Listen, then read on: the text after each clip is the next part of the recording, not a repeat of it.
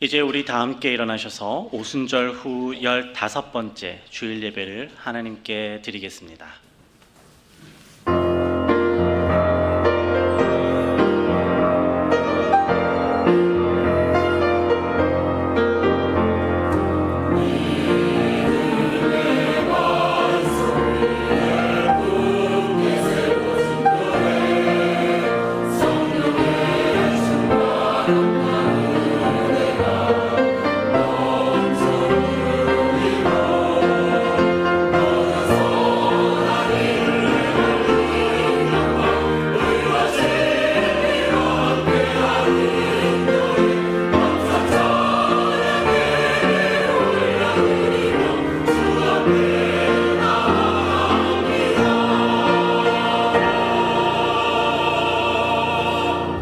여호와의 산에 오를 자가 누구며 그 거룩한 곳에 설 자가 누구인가? 곧 손이 깨끗하며 마음이 청결하며 그 뜻을 허탄한 데 두지 아니하며 거짓 맹세하지 아니하는 자로다. 그는 여호와께 복을 받고 구원의 하나님께 의를 얻으리니 이는 여호와를 찾는 족속이요 야곱의 하나님의 얼굴을 구하는 자로다. 하나님은 영이시니 예배하는 자가 영과 진리로 예배할지니라. 우리에게 참된 평안과 안식을 주시는 하나님 아버지, 메마른 광야와 같이 거칠고 험한 세상길을 방황하던 저희가 오늘 거룩한 주일 아침에 하나님을 예배하려고 성전으로 나왔습니다. 예배하는 이 시간 우리의 귀를 열어 목자가 되시는 주님의 음성을 듣게 하여 주옵소서. 우리의 눈을 열어 하늘 보좌에 앉아 계신 창조주 하나님의 영광을 보게 하여 주옵소서. 성령님으로 충만케 하사 진리의 말씀으로 배 부르게 하시고 풍성한 은혜를 받아 우리 영혼이 참된 만족을 누리게 하여 주옵소서. 예수님의 이름으로 기원하옵나이다. 아멘. 나는 전능하신 아버지 하나님 천지의 창조주를 믿습니다. 나는 그의 유일하신 아들 우리 주 예수 그리스도를 믿습니다. 그는 성령으로 잉태되어 동정녀 마리아에게서 나시고 본디오 빌라도에게 고난을 받아 십자가에 못 박혀 죽으시고 장사된 지 사흘 만에 죽은 자 가운데서 다시 살아나셨으며 하늘에 오르시어 전능하신 아버지 하나님 우편에 앉아 계시다가 거기로부터 살아있는 자와 죽은 자를 심판하러 오십니다. 나는 성령을 믿으며 거룩한 공교회와 성도의 교제와 죄를 용서받는 것과 몸의 부활과 영생을 믿습니다. 아멘.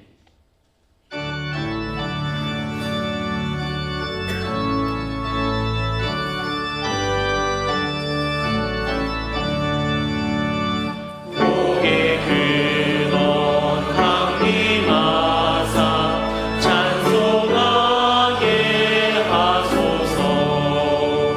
한량없이 자비하신 증량할 길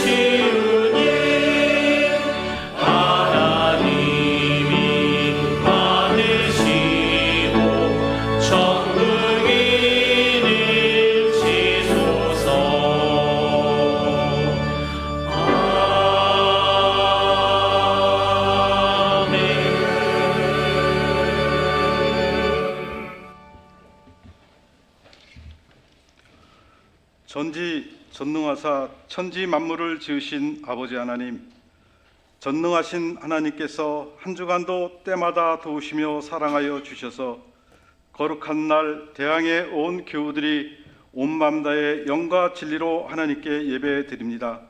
성삼위 하나님 영광받아 주시옵소서. 항상 기뻐하며 쉬지 않고 기도하는 것이 저희를 향한 하나님의 뜻임을 깨달아 범사가 감사함으로 하나님의 자녀로서 본분 잘 감당하게 하여 주시옵소서. 너는 내 아들이라 부르신 하나님, 저희를 자녀 삼으시고 근신하고 깨어있기를 원하시는 나의 예수님, 저희의 대적마귀가 두루 삼킬 자를 찾는 이때에 주님의 목자를 통하여 선포되는 하나님의 말씀으로 영육간에 강건케 하시며 좌로도 우로도 치시지 아니하고 저희의 분양 저 천국을 사모하게 하시며 예수님 잘 믿는 대한교회 되게 하여 주시옵소서. 오늘도 저희들의 심령이 선포합니다. 죄악된 이 세상, 영적으로 피폐해지는 이 땅에 저희를 부르시고 자녀 삼아주신 은혜요, 나의 나된 것은 하나님의 사랑입니다.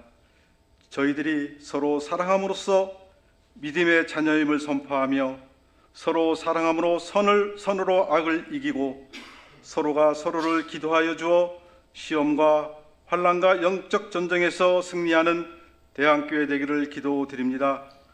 어지러운 세상 속에 살아계신 하나님의 말씀을 찾지 못해 구원의 말씀을 듣지 못해 멸망하지 않게 하시고 이 시간 주의 목자를 통하여 허락하신 말씀이 생명 양식 되기를 기도드립니다.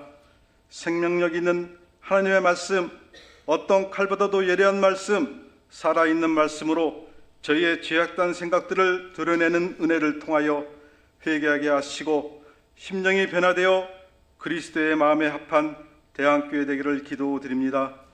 하나님의 말씀을 통한 치유의 역사가 일어나기를 기도드립니다. 온 교우들이 예수 그리스도 안에서 협력하여 드리는 간구의 기도를 통하여 병든 몸이, 환우들의 몸이 치료되고 회복되는 은혜 베풀어 주시기를 간절히 기도드립니다. 성령님의 은혜가 충만한 예배의 시간 감사드립니다. 저희들의 심령들이 변화되어 땅끝까지 이르러 증인이 되기를 기도드립니다. 각자에게 주신 직분과 은사는 달라도 하나님의 주신 믿는 믿음 안에서 살아가는 저희들 게을러지지 않고 하나님 주신 사명 충성되게 감당하는 성도들 되게 하여 주시옵소서. 이 시간도 믿음의 사역자들이 복음을 들고 순교의 각오로 땅끝까지 증인된 삶을 살아가는 믿음의 종들을 기억하여 주시며 선교의 현장에 은혜를 베풀어 주시어 한 영혼들이 회개하며 주께로 돌아오는 그 신은혜 베풀어 주시옵소서. 어린이들이 사랑하시며 이 시간도 은혜 베풀어 주시는 예수님, 다음 세대를 이어갈 믿음의 자녀들이 하나님이 나의 목자가 되시며 나의 평생을 동행하여 주시며 보호하여 주시는 사랑의 하나님, 그분에게 늘 예배하는 자녀들이 되기를 원하옵나이다. 저희 자녀들이 배움의 현장에서 부족함이 없도록 지혜 주시기를 기도드립니다. 병의 의무를 감당하기 위해 군 복무 중에 있는 청년들에게 안전사고 일어나지 않기를 기도드립니다. 특별히 주님의 날을 기억하여 하나님께 예배드리기에 부족함이 없도록 형편과 처지를 허락하여 주시기를 원하옵나이다. 사회 진출과 대학교에 다니는 자녀들이 시험에 들지 않기를 기도드립니다. 지혜와 명철을 허락하시어 믿음의 자녀들 늘 깨어 기도하는 영적인 자녀로서 인도하여 주시기를 원하옵나이다. 이 시간도 온 맘 다해 준비한 아가페 찬양대의 찬양을 기뻐 받으시며 예배를 돕는 많은 손길들 위에 은혜 베풀어 주시니 감사를 드립니다. 거룩하신 예수 그리스도의 이름으로 기도드립니다. 아멘.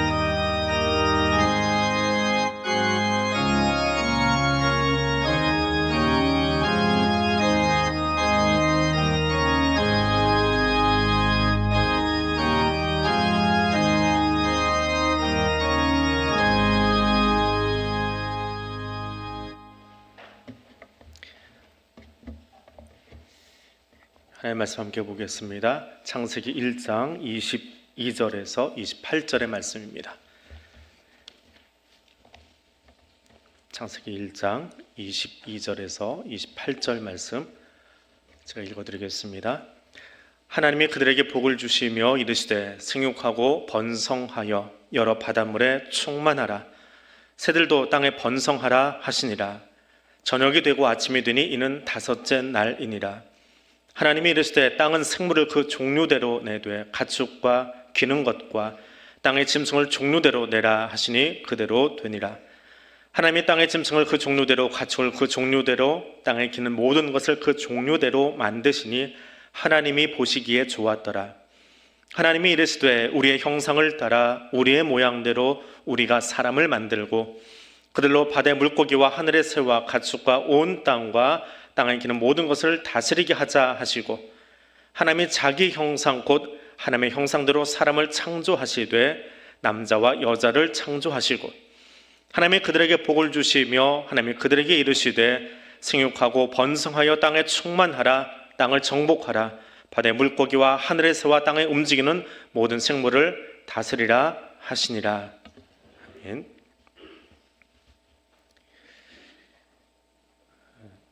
저희 아버지가 조금 장난기가 있으세요.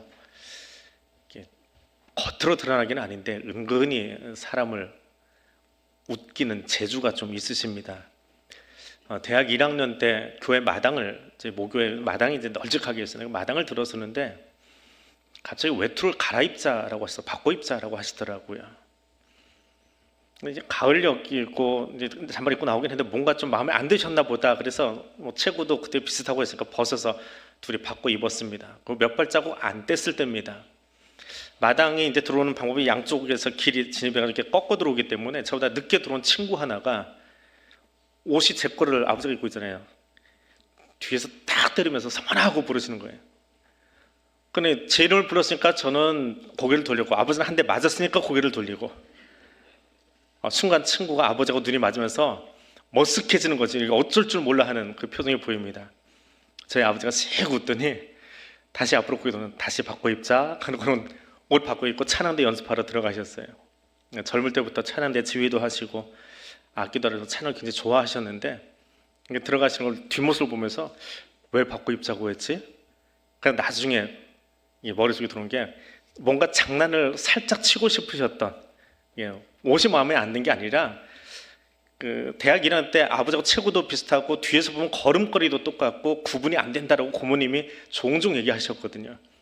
그러니까 그걸 한번 테스트 해보고 싶으셨던가 봐요. 그래서 옷을 바꿔 입고 걸어가다가 어머니 친구한테 뒤통수를 한 대 맞아버렸던 그런 기억이 있습니다. 제가 은근히 장난치는 게 아마 아버지 닮아서 그런 것 같아요.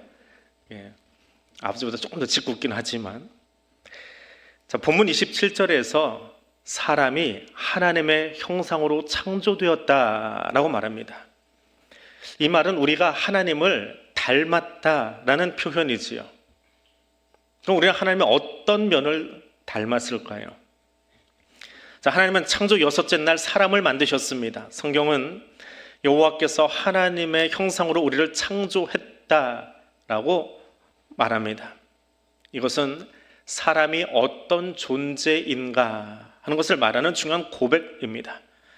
하나님의 형상으로 빚어진 이 존재, 사람, 인간은 피조세계와 떨어져서 생각할 수 없습니다. 인간은 피조세계와 자연과 더불어 살아가는 자라는 의미가 그 안에 있습니다. 자, 우리 교회 이렇게 옆을 둘러보면 아파트도 많이 있지만 전통 주택들, 단독주택들이 참 많이 있습니다.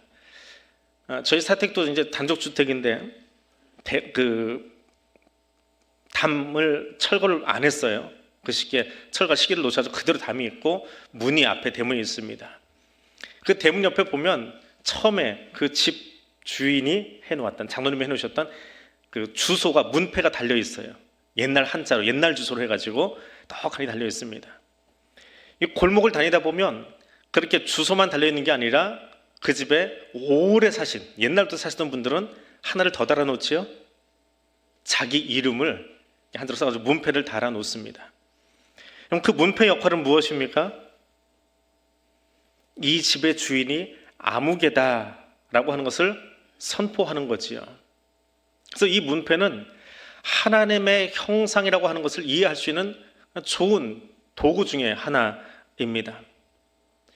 그냥 두드려 보면 나무도 있고 어떤 것은 돌로 만들어진 것도 있습니다. 근데 그게 나무였건 돌이건 상관없어요. 그 집의 주인이 살고 있는 한 이 문패는 그냥 돌이 아니고 그냥 나무가 아니고 주인이 여기까지 자기 땅이다라고 표시하는, 선포하는 일종의 도구의 역할을 합니다. 그것이 형상이라고 하는 거예요. 하나님의 형상이 무엇입니까? 그것은 단지 인간의 지정의, 사고하고 생각하고 말하고 행동하고 이것만 이야기하는 것은 아닙니다. 인간이 다른 피조물, 동물과 다른 점이 무엇이냐, 언어가 있다, 영혼이 있다, 그것만 이야기하는 것은 형상의 진짜 의미가 아닙니다. 최근 동물학에서는 예전에는 몰랐던, 동물들도 자기들만의 언어가 있고 자기들만의 그 행동 패턴 혹은 어떤 몸의 제스처로 서로 의사소통을 하고 있는 것을 보더라, 그들도 감정이 있더라라고 하는 것을 많이 찾아내고 또 보고 있습니다. 그럼 우리 안에 두신 형상이라고 하는 것은 무엇이냐? 하나님의 형상은 대체 무엇이냐? 이것은 문패가 마치 이 집의 주인이 아무개다라고 선언하는 것처럼 우리가 이 땅에 서 있는 동안 우리 안에 있는 그 하나님의 형상 때문에 이 땅의 진정한 통치자는 하나님이시다라고 하는 것을 선포하고 보여주는 것, 그것이 우리 안에 있는 하나님의 형상입니다. 그러니까 하나님의 형상이 내 안에 제대로 서 있으면 이 땅의 진정한 주인이 누구인지를 나를 통해서 사람뿐만 아니라 동식물들이 다 보게 되더라라고 하는 거예요. 이것이 하나님의 형상을 가진 존재라고 하는 것입니다. 생육하고 번성하여 바닷물과 땅을 충만하라, 이 말은 동물들에게도 사람에게도 동일하게 주어진 명령입니다. 근데 다른 것이 있다면 사람에게는 다스리는 권한이 주어져 있습니다. 그 다스림의 표식이 사람을 지으실 때 우리 안에 주신 하나님의 형상, 이마고 데이라고 하는 겁니다. 문패만 걸렸어도 이 집의 주인이 아무개라고 알 수 있다면 우리 안에 있는 그 이마고 데이, 라틴어거든요. 하나님의 형상, 이것을 지닌 사람이 자연을 거닐고 골목을 지나가고 또 거기에 살고 있다면 내 옆에 나와 관계된 다른 피조물들, 사람들은 나를 통해서 지금 이곳의 주권자가 누구인지를 보게 되고 느껴야 된다라고 하는 겁니다. 그래서 다스린다라고 하는 것은 내 마음대로 내가 원하는 대로 하는 것이 아니라 내게 그 주권을 맡겨주신 분, 문패에다가 누구의 그 필체로 이름을 써놓았듯이 내게 하나님의 이미지, 하나님의 뜻을 새겨놓으신 그분의 마음으로 내게 맡겨진 자연과 피조세계를 바르게 관리한다라고 하는 거예요. 그것을 바꿔 이야기하면 하나님의 선교적인 명령을 가지고 오늘을 살아간다라고 하는 겁니다. 그래서 우리가 세상을 관리한다라고 하는 것은 단지 이 땅에 나는 것들을 다 관리하고 먹고 소비하는 소비 주체가 아니라 하나님의 통치를 드러내는, 하나님이 이렇게 여기를 통치하기 원하십니다, 하나님의 창조 질서가 이것입니다라고 하는 것을 보여주는 자로 살아가는 것이 하나님의 형상을 가진 자예요. 지난 주간에 그 신문에 올라왔던 사진 중에 하나입니다. 뭐가 보이시나요? 특별한 게 뭐가 보이시나요?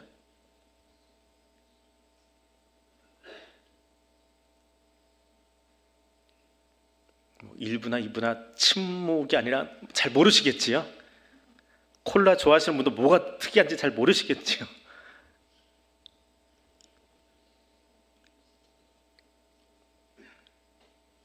예, 우리 주의사님 막 고개 막 돌아가시는데 괜찮아요. 예. 자, 그냥 저 먹으라는 이야기 아닙니다. 그냥 설명을 해드려야 되니까. 펩시콜라 할 때 펩자 밑에 받침이 뭘로 돼 있어요? 피읍이지요. 지금 마트에 가면 어떻게 돼 있어요? 비읍으로 돼 있어요. 1992년에 외래어 표기법을 바꾸면서 처음에 저 펩시콜라가 우리나라에 처음 나온 것은 1976년이랍니다. 76년에는 외국어를 그대로 다 한글로 하나씩 대치를 시켜가지고 그대로 펩시 영어로 그대로 그냥 피읍서로 써놨는데 외래어 발음은 이렇게 합시다. 그래서 92년에 바꾸었어요. 그래서 지금은 비읍자의 펩시콜라가 됩니다. 저 사진이 뭐냐 하면 어떤 단체에서요, 북한산을 청소 좀 하자, 너무 쓰레기 많이 버리고 다닌다. 그래서 북한산에 올라갔다 내려오면서 거기 있는 쓰레기들을 다 주워온 거예요. 근데 줍다 보니까 정말 기함할 만한 일, 저 병, 저 글자로 쓰여진 마지막 병이 저 회사에서 1992년에 나왔거든요.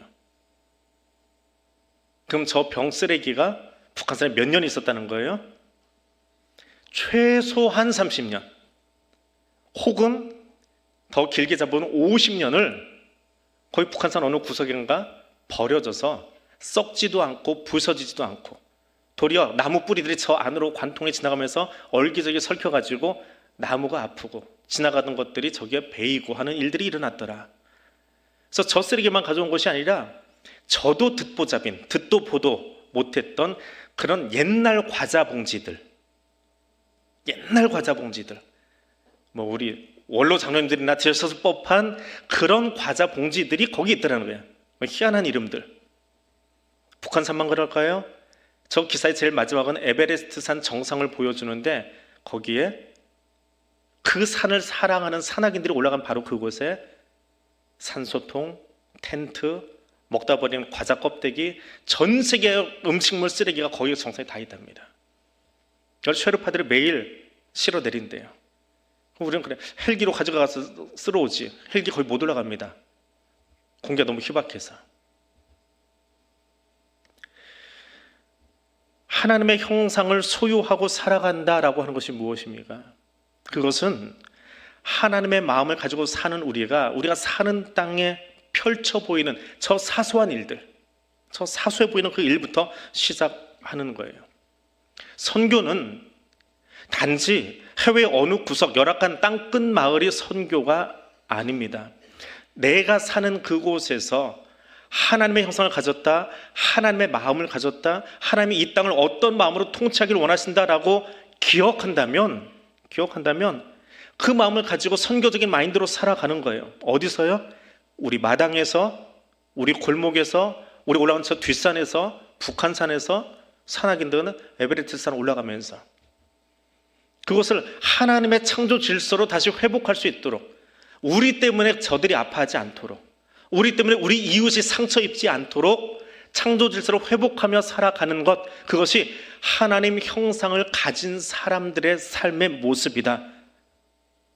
그래서 바꿔 이야기하면 하나님의 선교를 감당하는 것이다 라고 하는 겁니다. 그래서 하나님의 형상은 무엇으로 연결돼요? 하나님의 선교로 연결이 됩니다. 미시오 데이, 이마고 데이에서 미시오 데이, 하나님의 선교로 연결될 수밖에 없어요. 하나님의 형상을 가졌다면 우리는 모두가 다 선교자의 마인드로 선교사의 삶을 살아가야 된다라고 하는 겁니다. 하나님이 우리를 통해서 세상에 자신을 어떻게 드러내기를 원하시고 어떤 방식으로 이 땅을 운영하기를 원하시는지, 어떻게 사는 것이 창조 질서를 다시 회복해 나가는 것인지를 우리가, 저와 여러분이 이 땅에서 살아내는 거예요. 왜요? 성경을 읽었기 때문에 그런 것이 아니라 저와 여러분 안에는 하나님의 형상이 있기 때문에 그런 겁니다.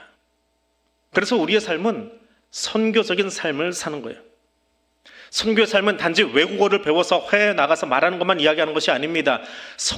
모든 성도들의 삶 자체가 선교의 삶이에요. 그것을 통해서 하나님의 창조가 이루어지는 것입니다. 하나님은 복의 근원이 있습니다. 우리 찬송 오늘 28장 부르고 시작했지요. 복의 근원 강림하사 찬송했습니다. 하나님이 복의 근원이 있어요. 하나님과 복이 따로 떨어져 있는 게 아니에요. 하나님 주머니 속에 복이 잔뜩 있어서 복이 많으신 하나님 아니에요. 복이신 하나님이 맞아요. 하나님이 복 자체예요. 그 복 자체이신 하나님이 22절에서 모든 동물과 바다의 생물들에게 복을 주셨습니다. 그리고 28절에서는 여섯째 날 창조하신 사람에게도 복을 주셨어요. 복은 모든 생명 있는 존재들에게 하나님이 주셨습니다. 그래서 복된 삶을 산다라고 하는 것은 무엇입니까? 복의 근원이신 하나님과 함께 하는 거예요. 복을 주신다라고 하는 말은 하나님 주머니 속에 있던 어떤 것을 하나 꺼내서 우리에게 던져주시는 것이 아니라 하나님 자신을 우리에게 주시는 거예요. 이것이 복 주시는 거예요. 하나님의 복에 관해서 하나님 복이시니까 복 받아라라고 하는 말은 뭐예요? 단어를 치워나면 돼요. 하나님 받아라 하면 돼요. 하나님과 함께 살아라라고 하는 말이에요. 복 받는 것은 하나님과 함께 사는 거예요. 하나님과 함께 걷는 거예요. 하나님과 함께 말하는 것입니다. 하나님의 임재를 경험하는데 그것을 예배당 안에서만이 아니라 우리의 모든 삶의 지경 속에서 하나님이 나와 함께 하심을 알고 인정하고 그 모습으로 살아가는 거예요. 요셉이 하나님과 함께 하는 것을 요셉의 주인이 보고 간수장이 보았습니다. 비록 요셉은 보디발 집에 팔려온 노예이지만 죄수복을 입고 감옥에 갇혀있는 죄수이지만 그의 상황과 처지와 상관없습니다. 하나님이 거기 계시면 그 보디발의 집에 있고 감옥 안에서 요셉과 함께 계시면 그것이 하나님의 임재를 경험하는 성전이 되는 거예요. 잘 지어놓은 이 예배당의 성전이 아니라 하나님이 함께하는 그곳, 그 함께하는 모습을 누가 보아요? 하나님 알지 못했던 보디발이 보고 간수장이 보는 거예요. 그들이 요셉을 통해서 하나님이 함께하는 사람은 저렇게 사는구나. 하나님이 함께하는 사람은 그가 노예여도 그가 죄수여도 그 땅 안에서 성실하게 정직하게 하나님께 살려고 애쓰는구나. 저것이 하나님과 함께하는 사람의 모습이구나라고 하면서 요셉을 보는 게 아니라 누구를 봅니까? 요셉을 통해서 그 안에 있는 하나님의 형상, 하나님을 보게 되는 거예요. 요셉이 어떤 영향을 끼쳤습니까? 그래서 하나님과 동행함으로 하나님이 원하시는 그 삶으로 그 태도로 가정에서 하인의 역할을 했고 감옥에서는 성실하게 간수의 역할을 따라갔고 그랬더니 요셉을 통해서 그 가정에 평안이 미치고 죄수들로 악한 사람들로 드글드글한 그 감옥 안이 질서가 잡히는 거예요. 더 이상 악한 짓을 하는 동네가 아니라 요셉에서 질서가 잡히고 간수장이 신경 쓰지 않아도 관심 갖지 않아도 잘 유지될 수 있도록 질서가 잡혀요. 그게 어떤 질서예요? 창조 질서를 그들 안에 회복시켜 나가는 거예요. 그의 삶을 통해서 복 받는다라고 하는 것은 이것입니다. 번성한다라고 하는 것은 이것입니다. 예수 믿고 단지 돈 잘 벌고 출세가도 달리는 것이 아니에요. 요셉이 세상적인 눈으로 보기에는 삶이 낮아지고 환경이 점점 하락하고 형편없어지는 것 같지만 그러나 하나님이 함께 하시면 영적인 눈으로 다시 들여다보면 가는 곳마다 복이 선언돼요. 하나님의 선포돼요. 하나님이 보입니다. 보디발의 눈에도 간수장의 눈에도 하나님이 함께 하시니까 저 사람은 이렇게 살아가는구나. 이것이 아름다운 삶이구나라고 보게 되는 거예요. 요셉을 통해서 누가 보이는 거예요? 하나님이 보이고 하나님이 증거되는 거예요. 그러면 그게 어떤 삶이에요? 그게 선교적인 삶이에요. 그래서 선교적인 삶을 사는 사람은 그 삶을 통해서 복을 나누고 흘려보내게 되어 있습니다. 복을 흘려보낸다라고 하는 것은 뭐예요? 나를 통해서 하나님이 저들에게 보이고 들리도록 내가 살아가는 거예요. 그래서 이런 삶을 살려면 복을 누리고 전할 수 있어야 합니다. 설교 제목이 복을 누리며 사는 것이라고 해놨는데 다시 한번 정리해 보겠습니다. 복의 근원은 누구라고요? 하나님이세요. 그러면 복을 누린다, 전한다라고 하는 말은 바꿔 말하면 뭐가 되는 거예요? 복에다 하나님만 넣으면 돼요. 하나님을 누리고 하나님을 전하는 거예요. 왜? 하나님이 복 자체이시기에. 은혜와 사랑이 충만하신 하나님, 이건 조금 국문학법으로 틀린 거예요. 은혜이시고 사랑이신 하나님, 복이신 하나님, 그분이 나와 함께하는 게 복이에요. 그분이 함께하는 게 복이 되는 거예요. 하나님이 원하시는 삶을 살아가게 되는 거예요. 복을 누린다, 바꿔 말하면 하나님을 누린다라고 하는 말이에요. 누린다라는 말을 사전에서 풀어서 다시 이 말을 풀어내니까 하나님과 함께 하는 것을 즐거워하며 기뻐하는 거예요. 그게 시편 1편의 찬송이지 않습니까? 좀 어려운 말로 하면 어려운 말인데 우리는 이미 들어서 귀에 인이 박인 말이에요. 근데 너무 어려운 말만 자꾸 쓰려고 그래요. 하나님의 임재와 동행 가운데 사는 삶. 왠지 있어 보이는 한자어지요? 근데 시편의 찬송대로 가져와 보세요. 얼마나 편안한지. 하나님을 즐거워하고 기뻐하고 행복하며 그와 함께 걷는 삶. 이 말이 얼마나 편안해요. 근데 뭔가 쩍한이라고 한자어 써서 하나님의 임재를 경험하며 동행하며, 너무 어려운 말 쓰지 마세요. 편안한 말로 우리의 삶을 한번 즐기며 행복을 노래하고 찬송해 보세요. 그것이 복을 누리는 겁니다. 복을 전하는 겁니다. 이 삶이 선교적 삶을 사는 거예요. 복을 누리시기 바랍니다. 하나님을 누리시기 바랍니다. 저와 여러분의 삶 속에 하나님을 누리고 하나님과 동행하는 모습이 보여질 수 있기를 원합니다. 하나님의 형상을 지녔다라고 하는 것은 우리가 살아가는 자연, 피조세계를 향해서, 내 이웃을 향해서, 열방을 향해서 나를 통해 자신을 드러내기 원하시는 하나님의 영광을 드러내며 사는 것입니다. 이것이 하나님의 형상을 가진 거예요. 나를 드러내고 내 영광 드러내고 내 이름 드러내는 것이 아니라 내 안에 계신 하나님이 드러나는 것, 이것이 하나님의 형상을 가진 거예요. 하나님은 그런 삶을 살게 하시려고 우리에게 복을 주셨어요. 누구를 주셨다고요? 복을 주셨어요. 하나님을 주셨어요. 왜? 우리는 그렇게 살 수 있는 재주가, 재능이 없거든요. 어떻게 해야 돼요? 하나님 자신을 내게 주셔야 돼요. 그래서 하나님 나와 함께 하셔야, 내 안에 계셔야, 그래서 나를 통해서 하나님이 보이거든요. 그것이 하나님과 함께하는 삶, 복을 누리며 사는 삶의 의미입니다. 그러면 복을 누리는 사람은 어떻게 살아갈까요? 결론부터 이야기하면 좋은 관계로 살아가는 것입니다. 좋은 관계로 살아가는 거예요. 하나님의 형상을 가진 사람의 특징은 관계성이 좋아요. 관계를 삐그럭삐그럭하게 만드는 사람, 이건 하나님 형상 찌그러져서 그래요. 그래서 삐그럭거려요. 근데 하나님 형상이 회복되고 잘 세워져 가면 관계가 좋아지고 새로워져요.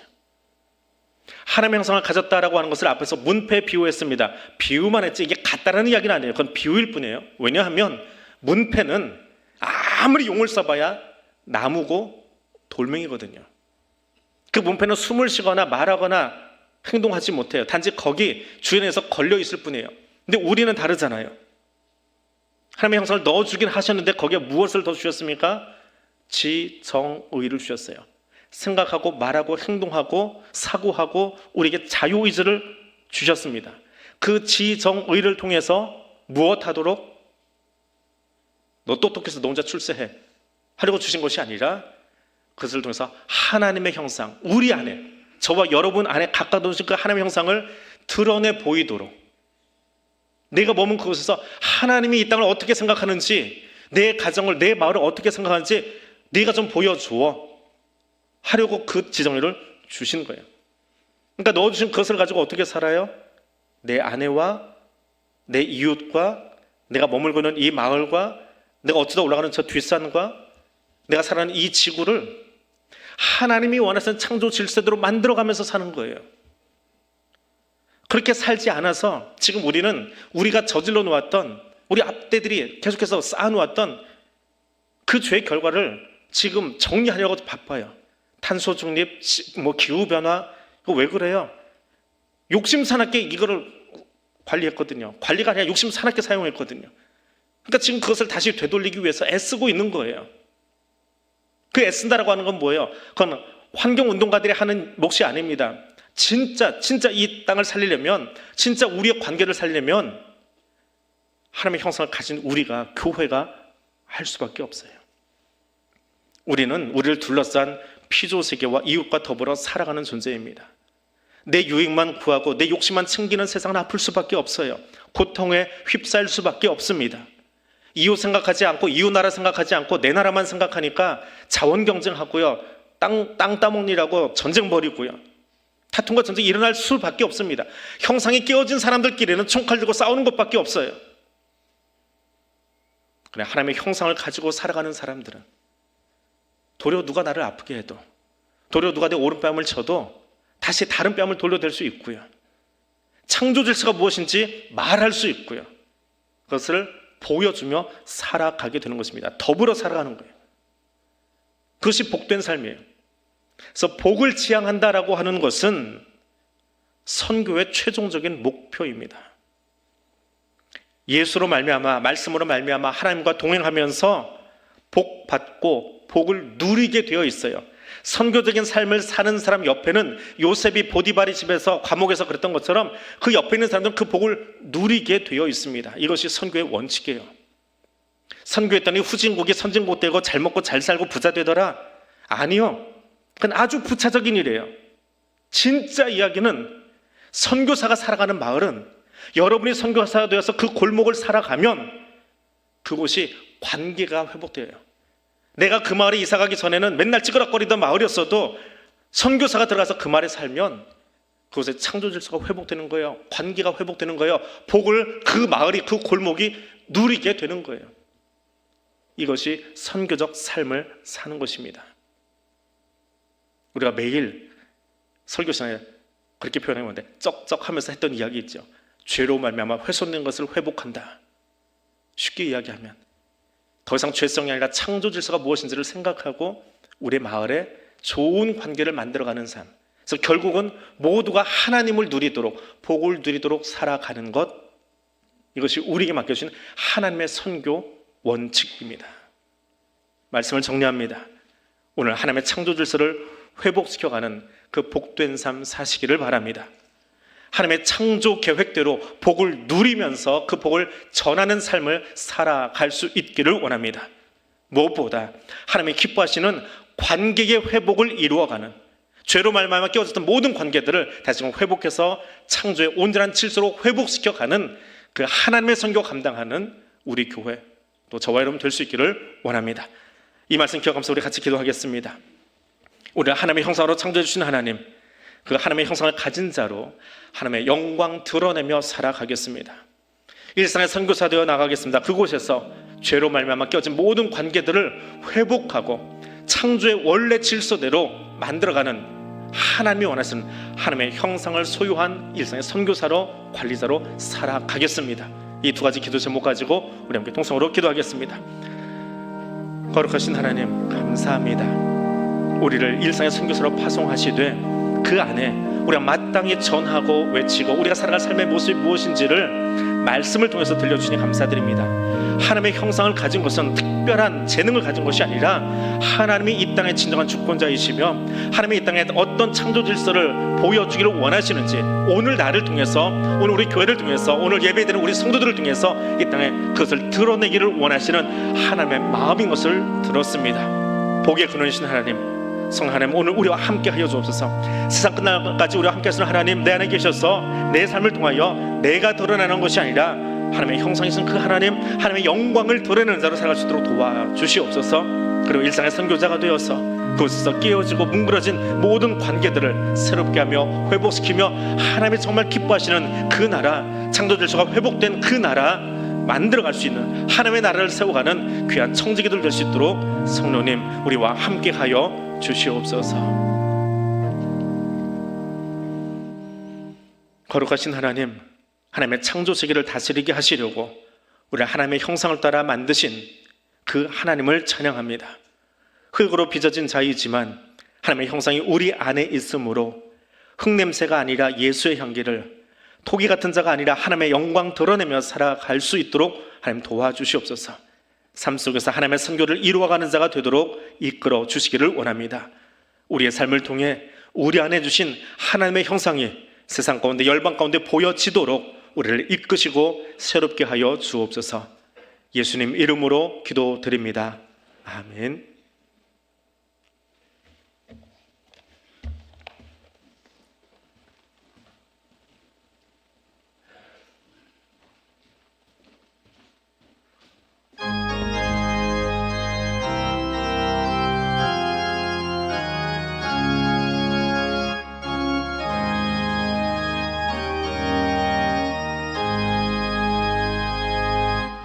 저 장미꽃 위에 있을 아직 맺혀 있는 그때에 귀에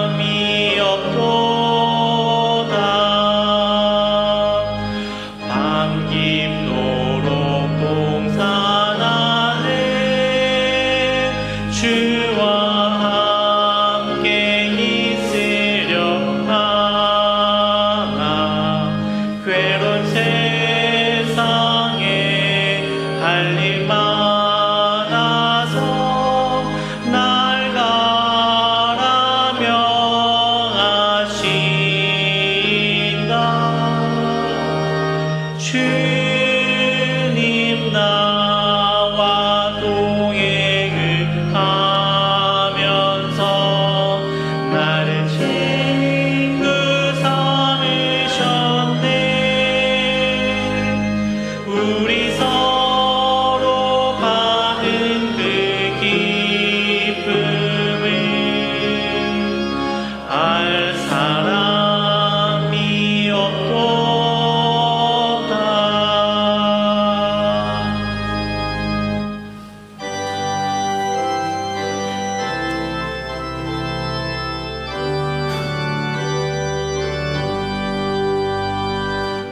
만 가지 은혜를 받았으니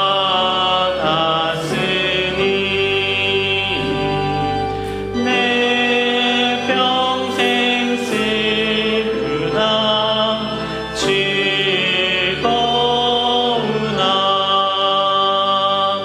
이 몸을 온전히 주님께 바쳐서 주님만 위하여 늘 살겠네. 아멘.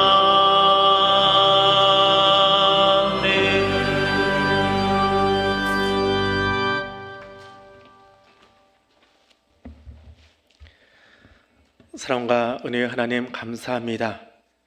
우리에게 존귀하신 하나님의 형상을 넣어주시고 이 땅을 향하여 하나님의 통치가 무엇인지, 하나님의 창조의 질서와 원칙이 무엇인지를 알 수 있도록 전하는 일상의 선교사로 파송하여 주신 하나님, 우리가 무엇이간데 그 귀한 자리에 세워주셨는지요, 그 감격과 고백을 담아 이 예물을 올려드립니다.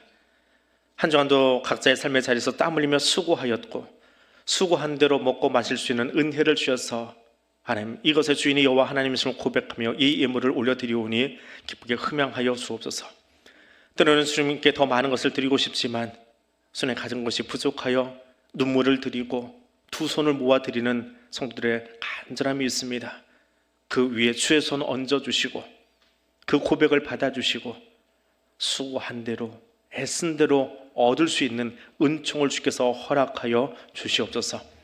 더위 가운데 혹은 아픔 가운데 주의 손을 사모하오나 여기 나오지 못하고 눈물로 기도하고 있는 성도들이 있습니다.